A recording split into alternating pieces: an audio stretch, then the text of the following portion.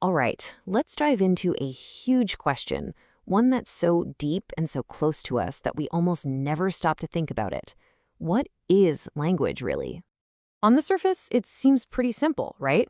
I mean, we use it every single day. It's how we think, how we connect. It's just there. But the moment you actually try to define it, to put a box around it, well, that's when things get really interesting and honestly, a little bit mysterious. So to get our heads around this, we're not going to try to find one single answer. Instead, we're going to look at the question through four completely different lenses, guided by four of the most important linguists who ever lived. Each one gives us a totally unique angle on this thing we do without even thinking. Okay, first up, let's look at language as a tool, something uniquely human. And our guide for this perspective is the linguist Edward Sapir. So way back in 1921, Sapir gave this definition. Now, I want you to focus on two words here because they are absolutely key: human and non-instinctive. What he's doing here is drawing a massive line in the sand between us and, well, every other creature on the planet.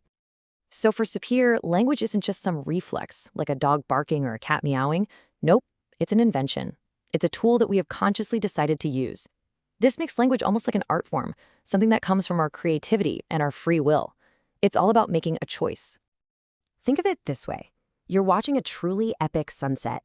You get that feeling of awe, right? An animal might just react, but a human chooses the perfect words to capture that feeling. You might say it's breathtaking or majestic or serene. That act of choosing the symbol to share the feeling. For Sapir, that is language. Okay, let's shift to our second lens now.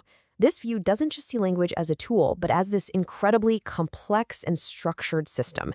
And for this, we're turning to Ferdinand de Saussure. Saussure wasn't so interested in individual words. He was obsessed with the big picture, the structure holding everything together. He called language a system of signs, and I love this metaphor. He saw it like a giant jigsaw puzzle, where each piece only makes sense because of how it connects to all the others. So what exactly is a sign? It's actually a pretty simple but brilliant idea. A sign is just the connection between two things: the sound that comes out of your mouth and the idea that sound triggers in your brain. Here's the perfect example. In English, we make the sound tree, and we all picture the same leafy thing. But in French, they make the sound arbre, and they picture the exact same thing. You see? There's nothing inherently tree-like about the sound tree. The connection is totally random. It's arbitrary. It only works because we, as a group, have all agreed that this sound means that thing. That social contract, that agreement, that's the system. All right, I hope you're ready, because we are about to take a hard left turn with our third thinker, Noam Chomsky. He came along and basically flipped the table over, arguing that language isn't something we invent or learn at all. It's something we're born with. Listen to his definition from 2002. Language is a natural object, a component of the human mind, physically represented in the brain. This was an absolute bombshell. Chomsky dragged language out of the world of culture and dropped it right into the world of biology. His big idea is called innate capacity. Basically, Chomsky suggested that every human is born with a kind of universal grammar, already hardwired into their brain. The basic rules of language are already there. Our job isn't to build language from scratch, but just to turn on the system we were born with. And his proof is something you've probably seen yourself.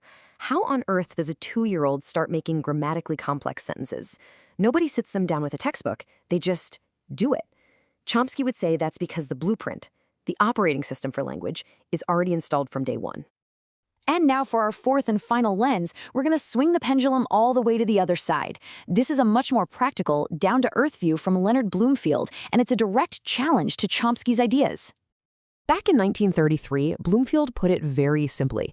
Language is just a set of learned behaviors. That's it. No innate biology, no complex systems of science. For him, it's all about what you can see and measure, people imitating each other, practicing and forming habits. In this view, language isn't some magical innate talent, it's a skill.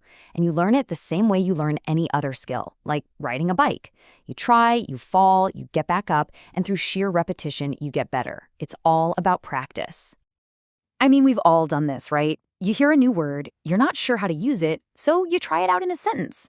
Maybe it sounds weird at first, but you keep trying, you keep repeating it, and eventually it just clicks. It becomes part of how you speak.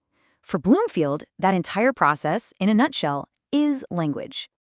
So, if we just step back for a second, you can see this incredible debate playing out over nearly a century. You start with Sapir's idea of a cultural tool. Then Bloomfield comes in with a focus on pure behavior. And then decades later, Chomsky completely changes the game with his biological argument. It's a fascinating tug of war of ideas. Let's just boil it all down. You've got Sapir, who's all about expression. Language is a tool we choose. You got Saussure, focused on structure. It's a system we all agree on. Then there's Chomsky, championing biology. It's an ability we're born with.